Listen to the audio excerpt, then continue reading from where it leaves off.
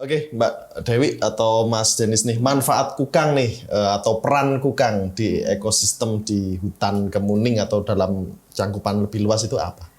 Kalau di kita nih, tadi kan yang sempat kita ngobrol, Mas Denis sempat bilang kalau kita masang kamera trap ya. Oke. Nah itu di kamera trap tuh si kukangnya habis jalan dari jalan-jalan tuh tubuhnya penuh bunga kopi. Oke. Nah itu berarti salah satu dia tuh adalah polinator alami kan. Oke. Dia bawa bunga kemana-mana tuh bisa penyerbukan. Gak hanya punya bunga kopi sih mas, bunga yang lain juga. Terus dia juga makan serangga, makanya dia itu pengendali hama ya, salah satunya pengendali hama alami. Oke. Nah, secara karakter, Mbak Dewi, secara karakter kukang itu sajane karakternya kayak gimana sih? Nah dia tuh unik mas, dia tuh kukang ini kalau mau lebih ilmiah ya dia tuh genusnya Nycticebus. Oke. Atau kukang lambat slow loris gitu bahasa Inggrisnya. Nah itu slow loris itu adalah salah satu dari mamalia yang punya bisa di dunia. Bisa. Fenom. Oke. Nah jadi fenomnya tuh dari ludahnya, terus dia sambil jilat-jilat ketiak. Nah kalau gigit tuh bisa bikin mati kalau nggak kena penanganan ya. Oke. Ke orang juga sih. Ke manusia. Yeah. Wow. Kejang-kejang, mirip kayak kalau nggak alergi obat gitu kan langsung bengkak, terus nggak bisa nafas, terus bisa kejang-kejang. Cukup bahaya juga ya cukup berarti bahaya. ya. Makanya kalau yang di orang-orang yang diperdagangkan itu si kukang buat pemeliharaannya tuh taringnya hilang gitu ya. Dihilangin. Itu sama ya itu sih dia satwa nokturnal. Terus dia tuh kalau tidur menggulung mas. Menggulung maksudnya? Melungker. Oke, di bawah, di atas. Di atas, selalu di pohon gitu. Dan dia makan getah, nggak sama kayak primata-primata yang lain kan makan. Ada yang makan buah, ada yang makan ini. Nah dia utamanya makan getah gitu.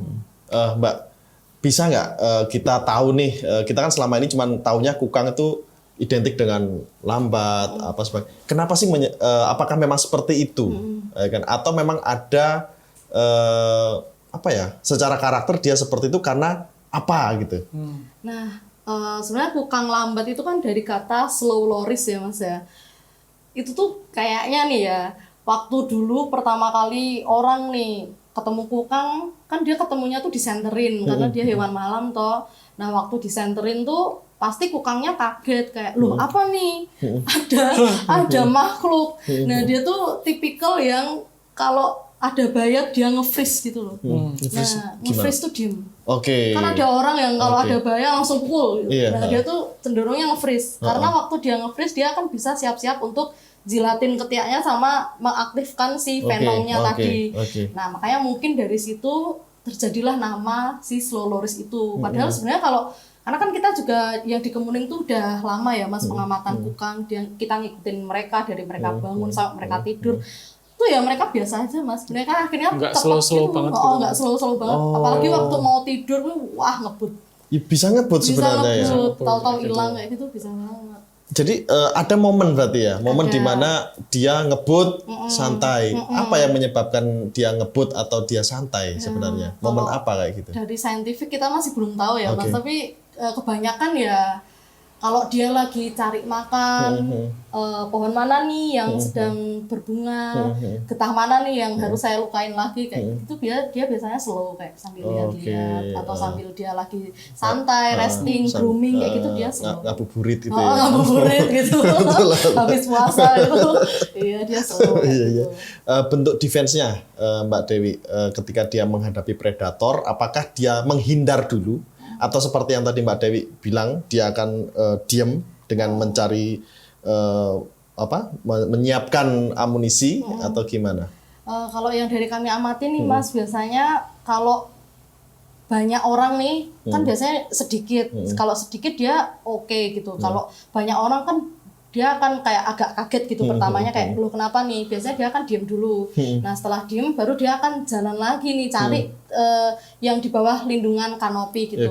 Tapi ada waktu kita teman-teman yang di Garut tuh masang ini kan radio kolar gitu.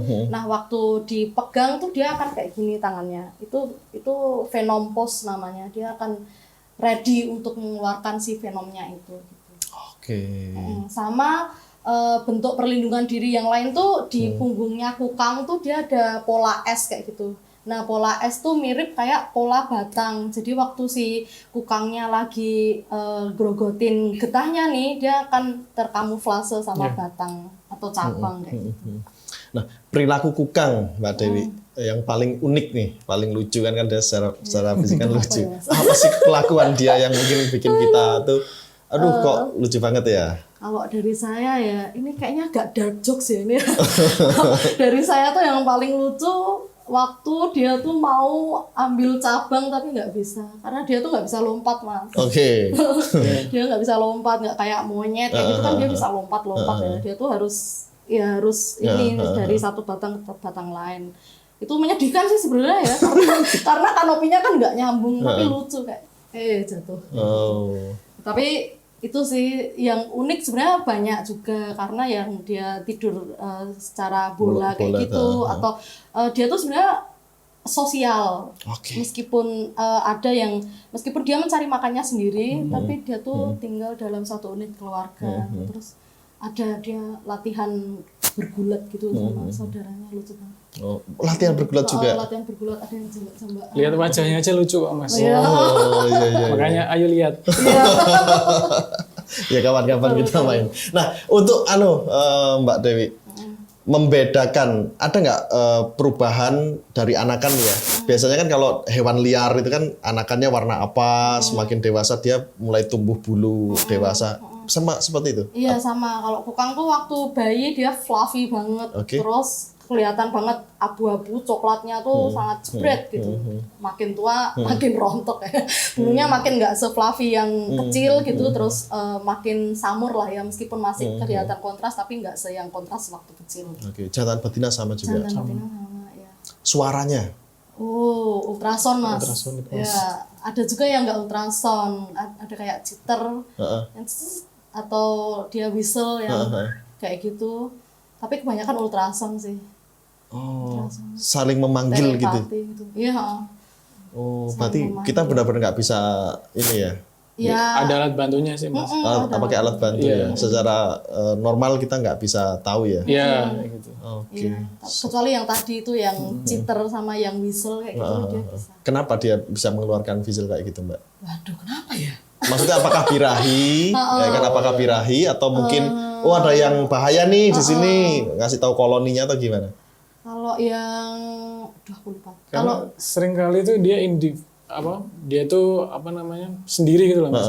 Jadi akhirnya mengartikan apakah dia berkomunikasi dengan satwa lainnya atau memberikan sinyal tertentu. Nah itu kan belum begitu kelihatan kayak gitu loh. Cuman akhirnya kalau dia berkomunikasi antar satwanya ya secara teori sih seperti itu kayak gitu Mas. Oke. Iya. Ada yang kayaknya yang jitter kali ya. Iya, begitu salah satu bentuk komunikasi satu sama lain gitu sih. Mbak Dewi sama Mas Denis, itu kan dari 19 nih. Aku dengar-dengar udah dikasih nama semua. Oh. Kemarin itu karena riset aja sih. Oke, ada namanya. Ada riset. Nah bedanya gimana si A sama si B gitu? Waduh, personality. Jadi kemarin ada riset S3 ya? Iya, riset S3.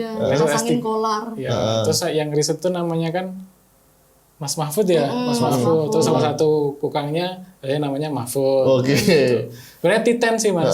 Akhirnya niteni kalau itu yang namanya Mahfud kemudian ada pasangan kolarnya ya seperti itu. Terus yang bantuin itu ada namanya Eni ya, Eni. Terus ada kukang Eni seperti itu. Tapi nggak semuanya sih Mas kayak gitu. Oh, karena 2-3 bulan terakhir ini juga sempat ada pelepas liaran dari teman-teman BKSDA juga di Kemuning seperti itu, dan ya kita belum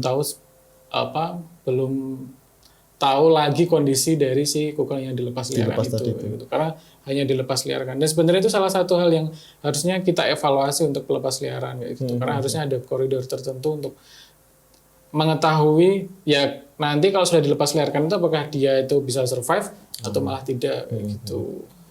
Nah dari ini tadi Mas, kan ada beberapa yang sudah dikasih nama hanya menggunakan ilmu Titen atau ada GPS-nya atau radio polar ya. Radio polar. Ya, hanya untuk riset itu sih Mas. Selepas itu enggak, Dilepas.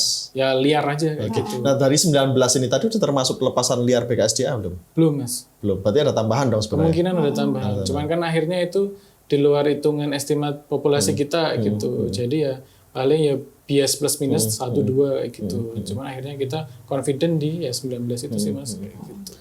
Oke. Nah di hutan kemuning ini tadi, kembali ke hutan kemuning tadi, kan satwanya banyak nih, nocturnal juga banyak banget. Nah hewan apa aja sih hewan malam di sana itu?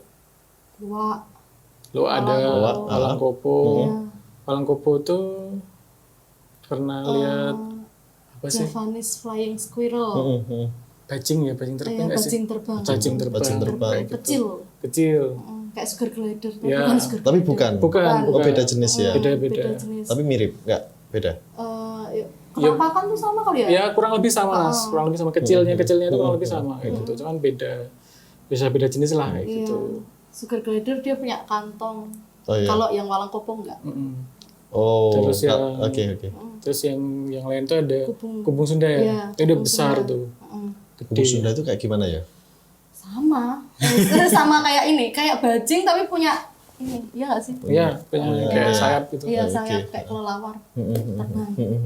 Berarti mereka satu spesies, bisa dikatakan satu spesies ya? Atau Enggak, beda beda. ya? Tiga jenis yang tadi berbeda tapi beda. menyerupai. Mirip-mirip karena ya mirip bajing terus kemudian terbang antar pohonnya gitu. Dia tuh memanfaatkan yang ada di ketiaknya itu untuk berpindah seperti itu sih. Nah, sebenarnya fokusnya kalau nocturnal kenapa 3 jenis itu menariknya itu belum banyak diungkap Mas kayak gitu. Maksudnya oleh set yang lain, oleh peneliti yang lain itu belum banyak diungkap dan kami mencoba mencari gap itu untuk ya kita branding untuk wildlife tourism-nya itu salah satunya itu ya pengamatan malam hari dengan 3 satwa itu. Dan tantangannya ya liar, jadi nggak bisa ya belum tentu dapat lah ya namanya pengamatan di alam seperti itu ya nanti diusahakan spot-spot tertentu biasanya ada gitu, tapi ya belum tentu akan dapat sih kayak gitu. Dan secara karakteristik beda semua Mas kayak gitu. Oke. Dan walaupun secara diet sama ya, hampir sama ya. Maksudnya serangga gitu ya. Iya, kalau yang diet tuh yang tadi sugar glider itu kami pernah lihat sugar glider makan nangka sama si kukangnya. Bareng-bareng. Bareng-bareng terus kukangnya sus. Terus yang kubung Sunda tuh dia juga makan getah. Tapi dia kebanyakan makan daun muda sama buah. Dan muda. Mereka buah yang 2 itu, kalau yang kukang kebanyakan getah. Status konservasinya si kubung Concern semua. Yang Yang walang kopo sama yang kubung Sunda itu list concern. Oke. List concern apa ya bahasa Indonesia? tidak terlalu diperhatikan. Ya, tidak. Tapi itu bukan harus saklek seperti itu ya Mas, memang karena hasil dari IUCN itu kan berdasarkan riset kayak gitu. Ketika risetnya memang belum dikatakan dalam konteks tertentu dia mengalami penurunan populasi, ya dia akan stuck di list concern kayak gitu. Jadi memang artinya updating data di IUCN itu yang akan menentukan status konservasi itu sendiri kayak gitu. Cuman akhirnya kami itu kan coba membandingkan dulu itu Mas, ada 3 tempat. Pertama tuh di Kemuning itu sendiri, kemudian di Buffer Taman Nasional Gunung Merapi, dan kemudian di Jatimulyo kayak gitu. Nah, yang mempunyai kemiripan satwa malam itu ada di Kemuning sama di buffernya Taman Nasional Gunung Merapi seperti itu. Nah, yang saya agak lupa apakah walang kopo atau kubung Sunda ya yang juga sama-sama ditemukan di Taman Nasional Gunung Merapi kayak gitu. Dan kalau di Jatimulyo kami nggak menemukan satwa malam itu yang mamalia itu sendiri kayak gitu. Mungkin yang kubung Sunda kali ya. Mungkin. Karena si kubung Sunda tuh ternyata dia hanya bisa hidup di hutan, forest dependent species. Kenapa namanya Sunda? Kan di Jawa dia. Mungkin dulu dataran Sunda. Sundaland. Sundaland. Sunda Empire. Sunda Empire. Oke. Nah, secara karakter Mas Denis, secara karakter kukang, sugar glider sama si Sunda ini tadi. Apa perbedaan karakternya? Kalau perbedaan karakternya itu mereka sama-sama malam. Tadi yang makannya, dietnya tuh ada yang sama tapi pokoknya mungkin beda kali ya Mas. Kayak disclaimer nih, masih sangat sedikit informasi mengenai si walang kopo tadi, walang kopo / sugar glider Jawa. Itu tuh masih sangat sedikit informasinya, tapi kita pernah lihat dia makan buah. Nah terus yang kubung Sunda dia banyakan makan daun. Itu terus kalau yang meluncurnya, kalau si walang kopo tuh dia bisa meluncur dari dahan yang lebih pendek ke yang tinggi. Nah kalau yang si kubung Sunda dari dia atas. Betul. Jadi dia harus loncat terus melayang ke bawah kayak gitu. Itu yang kami ketahui. Secara karakter ya. Nah, untuk sugar glider itu kan ada di beberapa titik ya. Nggak hanya di sini aja kan. Ada di mana aja itu, Mbak? Kalau yang walang kopo atau bajing terbang itu tuh dia adanya di Indonesia bagian barat sama Asia Tenggara. Jadi Sumatera, Kalimantan, Jawa. Nah, yang baru betulan yang sugar glider itu tuh dia ditemukan di Indonesia Timur, Maluku, Papua, sama Australia. Kayak gitu. Tapi kok di Kemuning ada? Itu kan yang Sebutan ini Mas. aja sih, Mas. Makanya itu sebutannya aja sugar glider Jawa. Maksudnya sebutannya itu agak misleading ya sebenarnya ya. Kita harus berhenti pakai nama sugar glider gitu. Itu sebenarnya Javanese flying squirrel, bajing terbang Jawa. Bajing terbang Jawa. Jadi bukan sugar glider yang selama ini ada di pet-pet itu ya, bukan kan? Soalnya dari tadi tak bayangin yang ada di pet itu yang dijual beli. Ya walaupun mirip Mas. Mirip tapi beda bukan ya. Nah, perbedaannya apa itu? Secara fisik? Secara fisik tuh sama. Ini warnanya kayak. Warnanya udah beda ya. Warnanya udah beda. Secara tampilan juga mungkin tengkoraknya, mukanya mungkin memang udah beda juga ya. Dan dia emang kan beda jenisnya. Beda genus, beda family, beda ordo juga, sama-sama mamalia aja. Kalau yang si sugar glider yang pernah sugar glider tuh dia mamalia berkantong atau marsupial. Kalau yang si walang kopo atau bajing terbang Jawa ini ya nggak punya kantong. Nggak punya kantong. Oh iya. Apa perbedaannya Mbak Dewi? Bajing Jawa ya, kita pakai nama bajing Jawa sekarang dari bajing terbang. Bajing terbang ini tadi apa perbedaannya dengan yang di Jawa sama di tempat lain? Wah, kalau itu kami masih masih belum terlalu juga ya, risetnya kurang ya. Tapi kalau spesies yang itu tuh dia bisa ditemukan di tempat-tempat lain. Jadi kemungkinan perbedaannya ya pakannya itu pasti akan berbeda.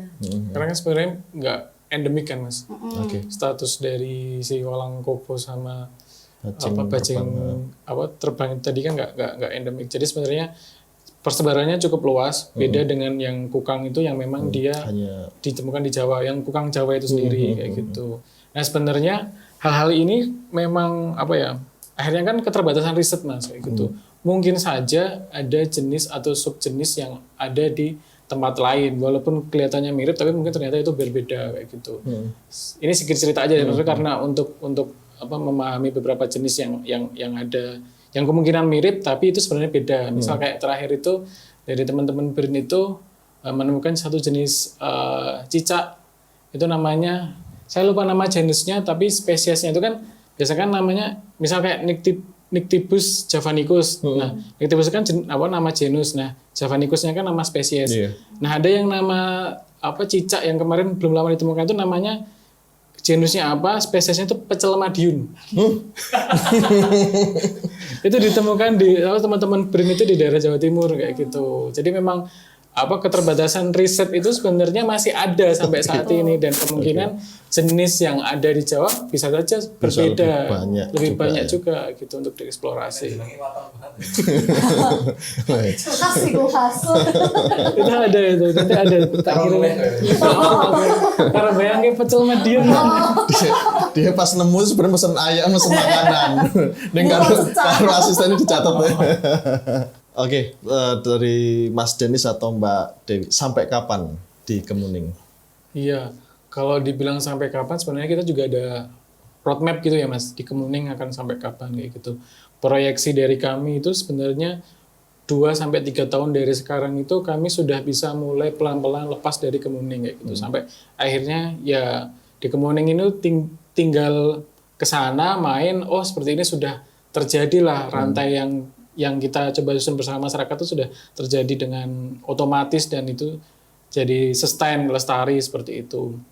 Nah, kemudian setelah itu sebenarnya yaitu visi kami itu bagaimana bisa membuat kemuning-kemuning lainnya gitu. Walaupun kami tidak begitu janji karena memang konservasi itu kan harus penuh dengan perjuangan kayak gitu. Karena agak cerita sedikit, kemarin juga sempat cerita dengan teman-teman dari UK itu problemnya sama. Ketika kita bergerak di bidang konservasi itu pasti yang menghalangi kita pertama kali itu kaitannya dengan pendanaan seperti itu. Nah, akhirnya kita mencoba untuk bagaimana tetap melestarikan alam itu ya dari pendanaan itu sendiri kayak gitu. Dan apa yang kami buat di Kemuning itu sebenarnya pengen jadi contoh di tempat-tempat lain kayak gitu. Karena pengennya ya Kemuning membesar dan ya mungkin landscape ya. Amin. Itu sih. Makanya kalau dari kami, ya akhirnya kami coba maintain mulai dari sekarang adalah gerakan kayak gitu. Misal dengan teman-teman Suara Owa dan teman-teman di Kacamata Coffee Roastery itu, kami membuat gerakan untuk kopi konservasi itu sendiri, campaign tentang kopi konservasi itu sendiri. Kemudian ya dibantu oleh teman-teman Arupa. Ada yang namanya Daspodri seperti itu. Nah, semoga gerakan-gerakan itu tetap lestari karena akhirnya ya ketika benar-benar mampet, nggak ada satu hal yang bisa menolong kami, maksudnya dalam dari sisi pendanaan segala macamnya, orang-orang yang dengan punya keinginan yang sama itulah yang sebenarnya akan menguatkan kita untuk yuk konservasinya tetap dijalankan walaupun ya secara ritme ya pelan-pelan seperti itu sih kayak gitu. Membantu semangat ya. Ada di komunitas tuh paling enggak nek sambatan enggak sendiri. Saling mensupport. Saling mensupport kayak gitu. Betul.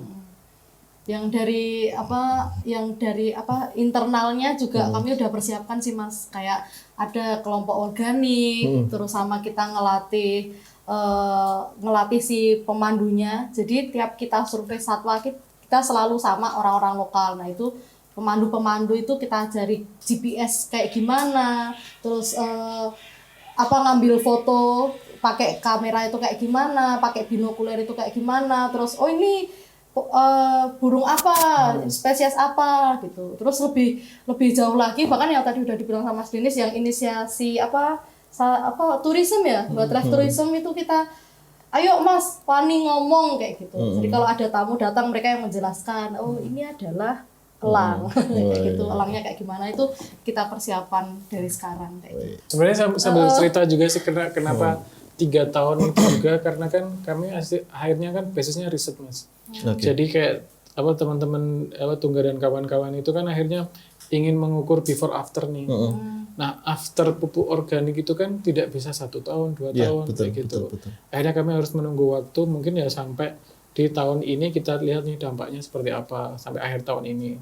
Nah, kalau memang itu signifikan ya mungkin akan diteruskan. Tapi kalau tidak ya mungkin akan kita cari kira-kira ya solusi jalan tengahnya seperti apa kayak gitu.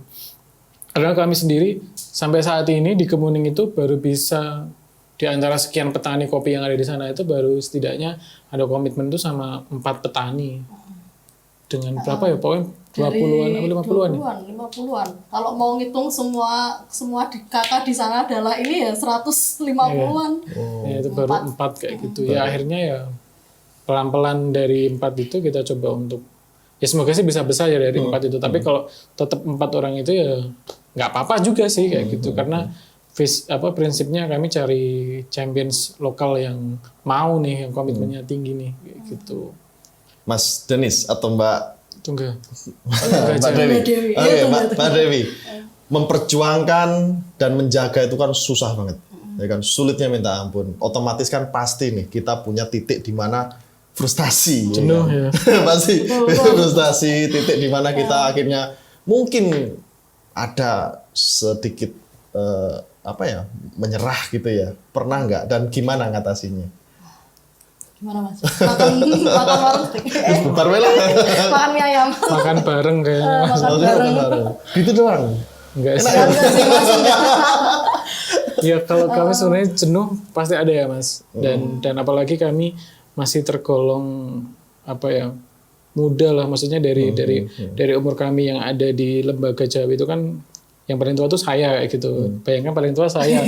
Berarti Lia ini enom banget, masih sangat-sangat muda kayak gitu. Masih sebenarnya milestone dari kita secara personal itu juga masih banyak seperti itu. Apa yang kita perjuangkan secara personal juga masih banyak gitu. Saya sih sebenarnya mensiasati dan berpesan kepada teman-teman itu ketika capek istirahat aja gitu. Maksudnya nggak usah terlalu difikirkan bagaimana kita harus tetap berkegiatan dan segala macamnya seperti itu. Ya kita cukup untuk apa ya istilahnya berefleksi, kira-kira kita sudah melakukan apa sih kayak gitu dan kita sudah sampai sejauh mana, kenapa kok cuma mentok seperti ini kayak gitu, atau barangkali ya memang kita nggak bisa ke sana kayak gitu. Akhirnya kan bagaimana itu dia mas kuncinya bijaksana. Ketika memang misal kayak kami di Wildlife Tourism sama kopi konservasi itu, ketika memang sudah di-push tetapi ternyata ya cuma sampai situ-situ aja dan jenuh dan kenapa tidak ada dampak yang cukup signifikan kayak gitu. Ya ternyata memang bisnisnya seperti itu, pola atau temponya juga seperti itu ya. Akhirnya kita mandek nih ya di bisnis as usual-nya ya seperti ini nih kayak gitu ya. Berarti kita harus create yang lain nih, program baru yang lain yang sebenarnya itu mempunyai visi yang sama tapi mungkin mempunyai value yang lebih kayak gitu ya. Akhirnya gitu sih. Kalau saya pesan sama teman-teman ya kemarin seperti Tunggal itu cukup bottleneck juga di beberapa pekerjaan kami gitu ya. Yang penting jangan sakit, istirahat dulu aja kayak gitu ya.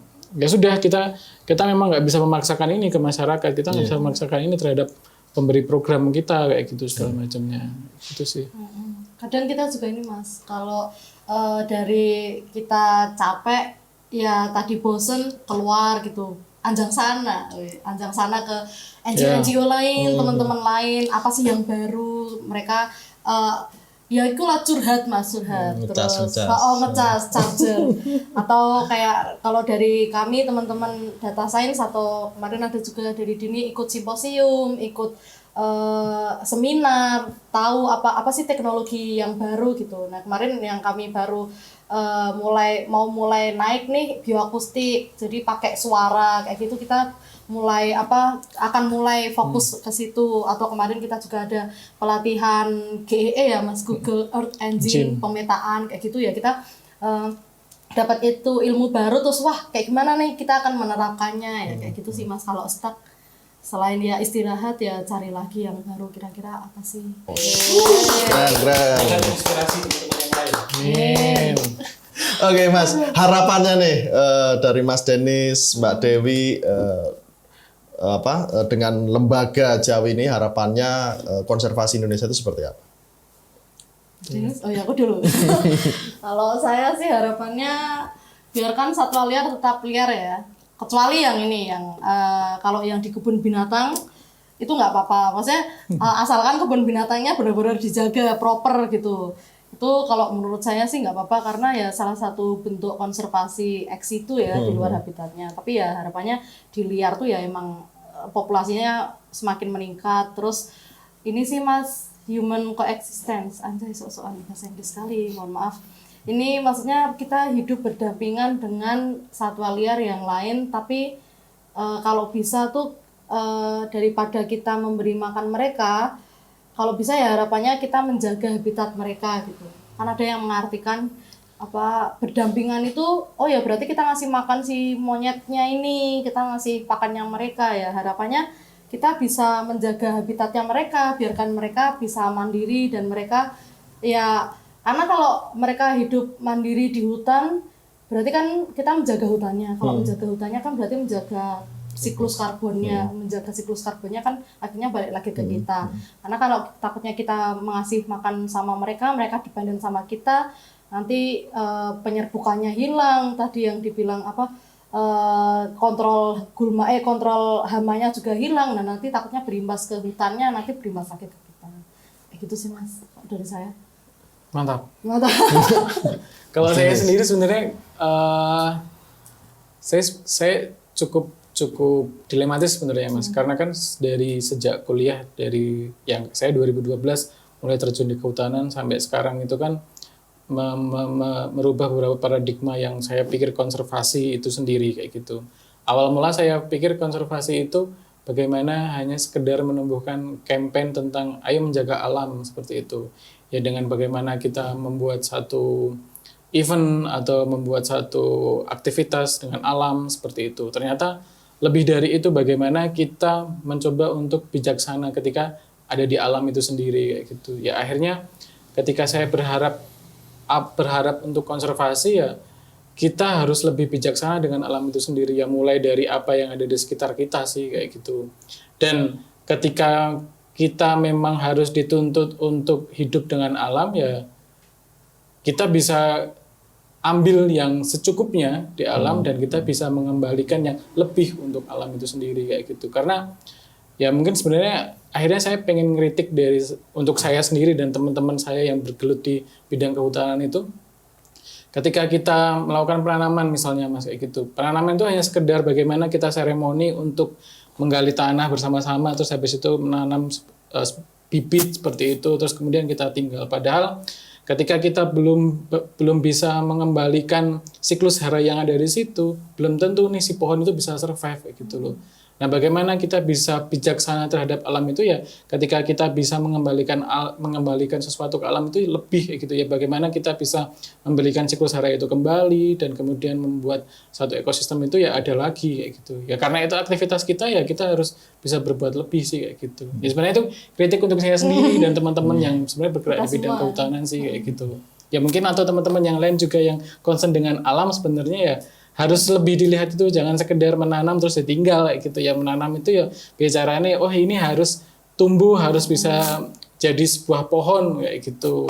Harus bisa nggak ditebang. Ya, ditebang boleh tapi ketika nanti sudah mencapai umurnya gitu sih. Wes. Oke, teman-teman, kita belajar banyak hari ini dari Kukang, dari Lembaga Jawi. Kukang dengan karakternya yang pelan, tapi pasti dia memiliki tujuan. Jawi pun sama, ketika bicara konservasi, tidak jelas sampainya kapan, selesainya kapan, tapi mereka bergerak dengan pasti. Artinya apa? Kita juga harus menjaga alam ini dengan pasti. Kita tidak tahu sampai kapan, tapi yang jelas adalah berhenti artinya selesai. Jangan lupa subscribe channel kita, Zona Satwa. Share juga, jangan lupa, karena ini adalah podcast yang akan membuka perspektif kita tentang alam liar jauh lebih unik. Terima kasih.